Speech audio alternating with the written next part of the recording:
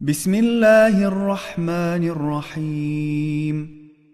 يا غالبا غير مغلوب، يا صانعا غير مصنوع، يا خالقا غير مخلوق، يا مالكا غير مملوك، يا قاهرا غير مقهور، يا رافعا غير مرفوع، يا حافظا غير محفوظ، يا ناصرا غير منصور، يا شاهدا غير غائب، يا قريبا غير بعيد.